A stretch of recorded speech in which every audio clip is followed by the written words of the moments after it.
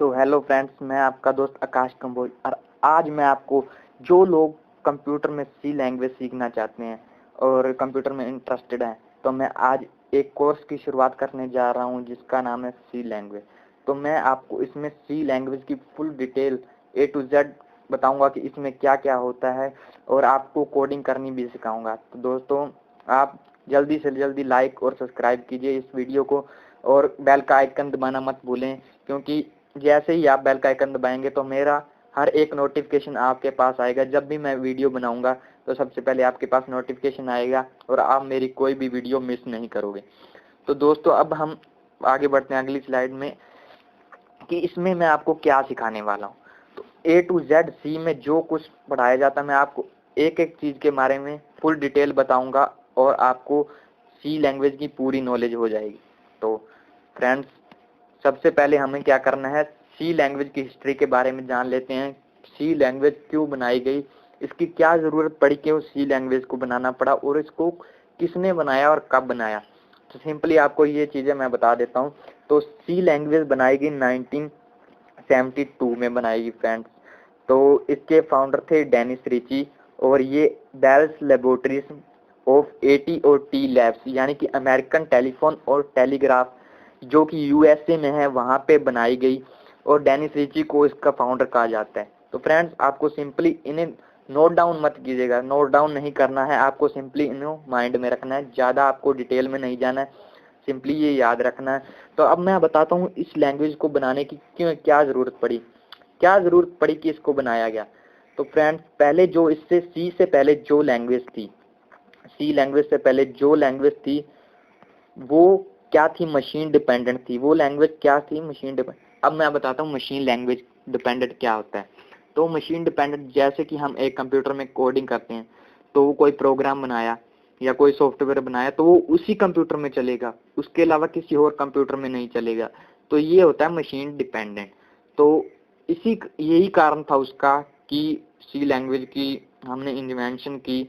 तो इसका बेसिक कारण यही है। तो वहां से एक आइडिया है डेनिस रिची को कि हमको सी लैंग्वेज बनानी चाहिए, मशीन इंडिपेंडेंट लैंग्वेज है, इसलिए इसकी यहाँ पे इन्वेंशन की गई। तो आपको सिंपली ज्यादा कुछ याद नहीं रखना है, मैं आपको दोबारा से फिर से ये स्लाइड रिवाइज करा देता हूँ। इसके फाउंडर कौन थे, डेनिस रिची, और यह 1972 में इन्वेंट की गई थी AT&T लैब्स यानी कि बेल लेबोरेटरीज इन USA। तो आगे चलते हैं अगली स्लाइड में। हमारे पास यहाँ पे कुछ मैं आपको दिखा देता हूँ। ये लैंग्वेज दी हुई है एक साइड में और बीच में दिए हैं ईयर, कब ये इनकी इन्वेंशन हुई और उनके इन्वेंटर्स के नाम दिए हुए हैं। तो सिंपली मैं इसमें आपको दिखा देता हूँ। यहाँ पे सी का दिखाता हूँ। सबसे पहले मैं आपको देखिए, सी लैंग्वेज की बात करें तो हम पहले सी लैंग्वेज का देखते हैं। यहाँ पे 1972 जो कि डेनिस रिच ने यहाँ पे इसकी इन्वेंशन की है, और उससे पहले कुछ लैंग्वेज थी, बी लैंग्वेज थी एक 1970 में बनी थी, और BCL थी एक। तो ऐसे सी से पहले भी बहुत सारी लैंग्वेज बनी थी, उनके नाम दिए हैं, और सी के बाद बनी है उनके भी नाम दिए हैं, और उनके डेवलप जिसने किए उनके नाम दिए। तो सिंपली आपको करना क्या है, आपको बस ज्यादा कुछ ऐसे याद नहीं रखना है, बस दिमाग में एक रफ आइडिया सा लगा लेना है क्या है इसमें टेबल में। तो फ्रेंड्स, आगे बढ़ते हैं एक स्लाइड में, तो जिसमें हम इसकी सी की स्ट्रक्चर के बारे में बताया, सिंपल स्ट्रक्चर। अब इसमें हमें सी में क्या होता है दोस्तों, मैं आपको बात बताता हूँ। सी में जो कंप्यूटर है हमारा वो सिर्फ कोड को समझता है, कोई भी हम लैंग्वेज उसको अपनी लैंग्वेज बताएंगे तो वो समझेगा नहीं, तो वो सिर्फ 0 और 1 की फॉर्म में डाटा को समझता है। तो इसके लिए हमें क्या करना होगा, इसके लिए हम एक प्रोग्राम बनाते हैं। अब आप कहेंगे प्रोग्राम क्या होता है। प्रोग्राम एक सेट ऑफ इंस्ट्रक्शन होता है जिसमें बहुत सारी इंस्ट्रक्शन होती हैं, और वो हम कोड लिखते हैं सी लैंग्वेज में। जैसे कि हम सी लैंग्वेज में कोई कोड लिखेंगे तो वो पहले कंप्यूटर द्वारा कन्वर्ट कर लिया जाएगा। तो कंप्यूटर उसको कन्वर्ट करेगा अपनी लैंग्वेज में, यानी कि 0 और 1 की फॉर्म में उसको कन्वर्ट कर लेगा। उसको कन्वर्ट करने के बाद वो एग्जीक्यूट करेगा, जिससे हमारी प्रोग्राम रन हो जाएगा।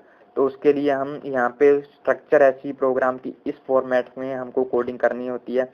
तो मैं आपको सिंपली बता देता हूँ। सबसे पहले हमारे पास होती है हेडर फाइल। तो हेडर फाइल क्या होती है हमारे पास, इसमें हमारे पास ये हैश इंक्लूड stdio.h लिखा है। stdio का मतलब क्या होता है, इसका मतलब होता है स्टैंडर्ड इनपुट आउटपुट। जी हाँ दोस्तों, स्टैंडर्ड इनपुट आउटपुट। तो ये हमारे पास लाइब्रेरी, इसके बिना हम प्रिंट आउटपुट और इनपुट नहीं ले सकते, तो ये हमारे पास हेड लगाना जरूरी होता है। तो आपको सिंपली इसको ज़्यादा समझने की जरूरत नहीं, एक बार इसको आप सिंपली याद रख लो, बाद में हम इसको डिटेल में पढ़ेंगे। आगे इसकी वीडियो में और बनाऊंगा, उसमें डिटेल में पढ़ेंगे। उसके बाद हमारा आता है मेन फंक्शन। तो हर प्रोग्राम में एक मेन फंक्शन तो जरूर होता है, एक से ज़्यादा भी हो सकते हैं, पर एक तो होता ही होता है। तो इसके बाद हम ब्रैकेट लगा कर्ली ब्रेस लगाएंगे। उसके बाद इंट लिखा है। अब दोस्तों आप कहेंगे इंट क्या है, तो इंट एक इंटीजर है। इंटीजर जैसे कि 1 2 3 -1, जो भी हम इंटीजर लेते हैं वो एक इंटीजर है। तो उसके बाद हमने एक वेरिएबल ले लिया और उसको 10 वैल्यू दे दी, उसकी 10 है, तो ये सेमीकोलन लगाना पड़ता है। मेन के बाद जो भी स्टेटमेंट होगी उसके बाद सेमीकोलन लगेगा।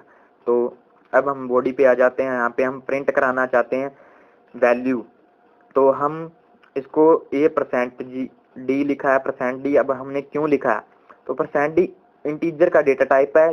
किसी भी इंटीजर के लिए %d यूज होता है। सिंपली आप एक बार इसको याद कर लो, आगे इसका डिटेल में आएगा तब हम बताएंगे। और उसके बाद a लिखा, तो अब हम रिटर्न कर देंगे 0। रिटर्न का मतलब हमारा प्रोग्राम कंप्लीट हो चुका है। तो ये आउटपुट में आपको a की वैल्यू दे देगा 10। तो इस तरह सिंपली आपको ये स्ट्रक्चर थोड़ी सी दिमाग में रख लेनी है। तो आगे हम इसको डिटेल में वीडियो में इसको आपको बना के दूंगा और आप इसको ध्यान से देख लेना। तो ये थी हमारे पास सी लैंग्वेज की कुछ, हम ये स्मॉल इंट्रोडक्शन कर रहा हूँ मैं। सिंपली ये फर्स्ट डे, आज मैं आपको थोड़ी सी इंट्रोडक्शन बता देता हूँ। आगे हम एक एक टॉपिक जैसे जैसे टॉपिक करेंगे वीडियो मैं आपको देता जाऊंगा और आपको सिंपली उसको ध्यान से देखना है और प्रोग्राम बना के देखने हैं।